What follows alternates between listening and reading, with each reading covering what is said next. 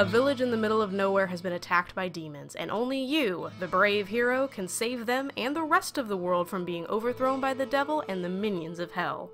No, this is not Diablo. It's Book of Demons. Greetings one and all, I'm Red Angel, and welcome to another episode of Hatchling Games, a series where I take a look at games that haven't been fully released yet to give you something to look out for in the future. Today's subject, Book of Demons. Book of Demons is part of a project by ThingTrunk called Return to Games, which plays off of the gaming community's natural nostalgia for games of the past by attempting to recreate these experiences. Book of Demons is the first of these attempts. It goes back to the days of Diablo, from a time before Blizzard became a mega juggernaut of online gaming, and long before their buyout by Activision. Just a simple hack-and-slash game about a valiant hero going to rescue a town from Satan himself. What a grand old time that must be. Well, there's of course a lot more to it than that, which I'm going to tell you about. First things first, let me really discuss the aesthetics because it's one of my favorite parts of the game.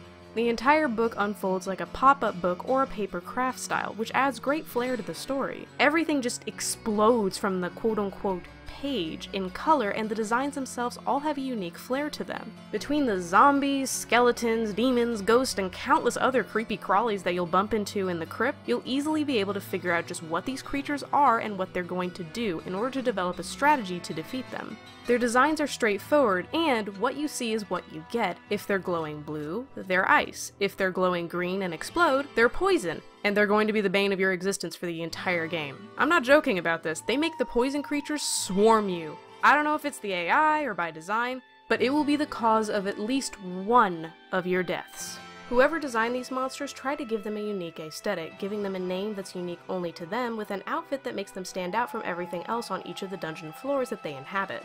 It's rather cute, and while the stage bosses have nothing to do with the overarching story other than kill everything that stands in your way, it still provides these creatures with personality that would have been lost in the hands of a clumsier developer.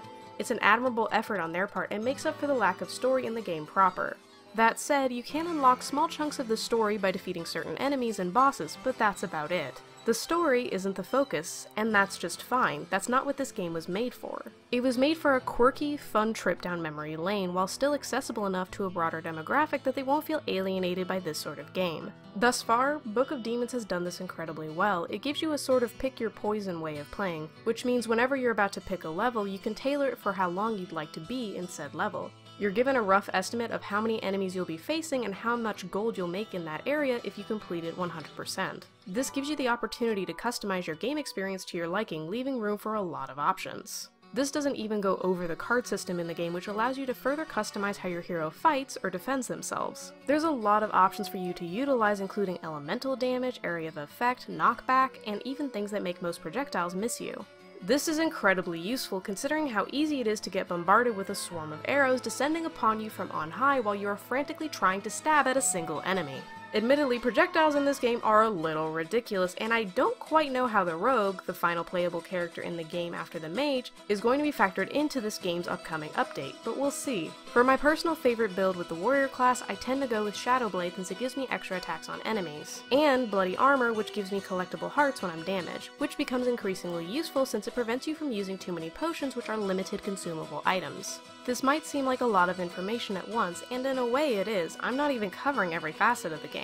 But I can assure you that despite this game does not feel cluttered. For a game that's still in early access, Book of Demons feels like a fully realized experience that has successfully added layers upon layers of features onto itself, giving it plenty of replayability and appeal.